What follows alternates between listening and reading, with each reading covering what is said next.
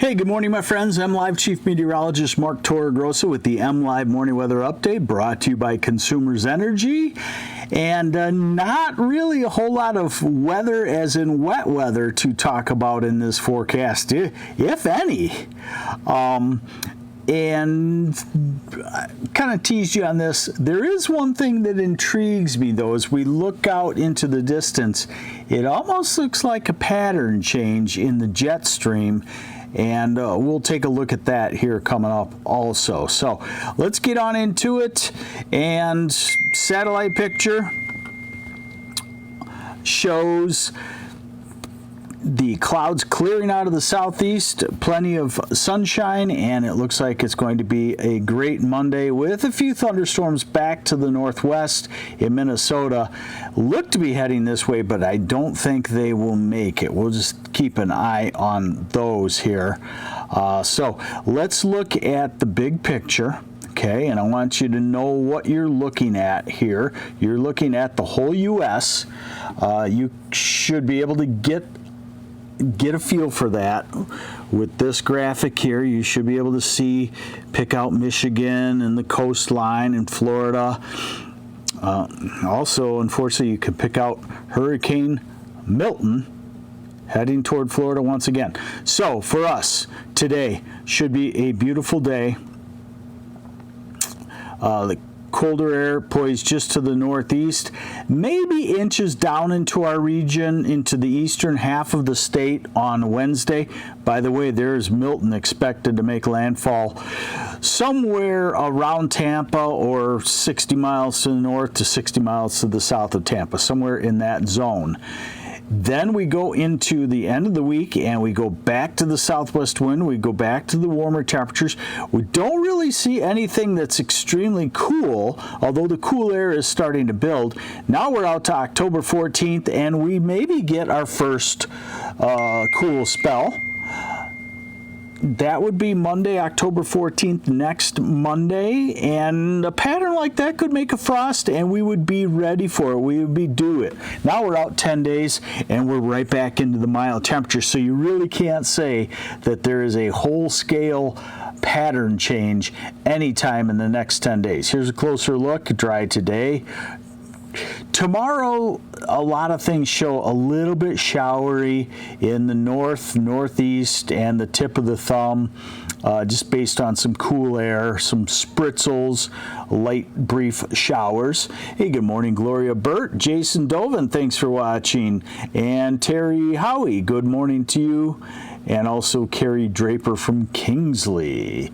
Okay, so really this week is dry right on into the weekend.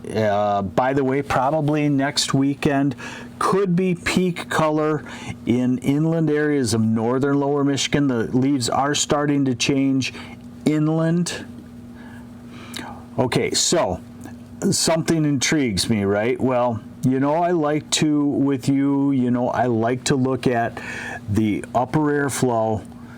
It gives us a general picture of what's happening. What I want you to notice is on this European model, as we get out to 10 days, you'll see the upper airflow lines packed tightly off the west coast and run straight west to east.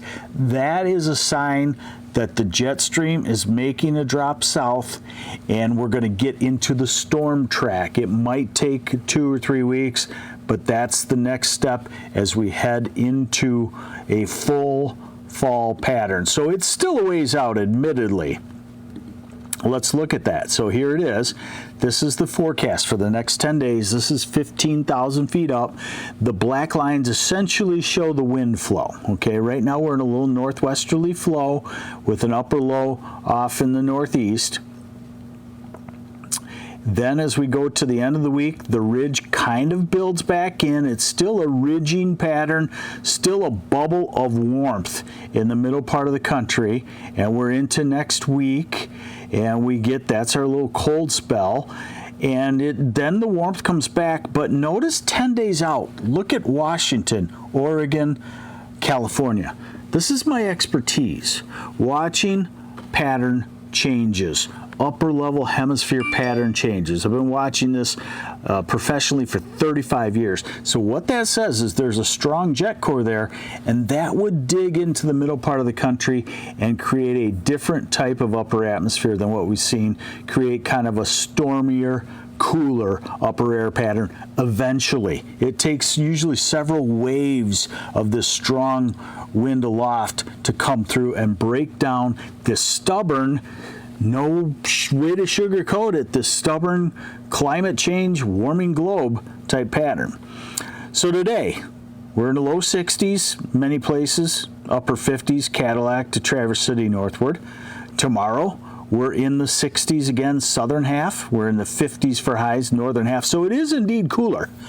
60s southern half, 50s northern half on Wednesday. Thursday, about 60 degrees.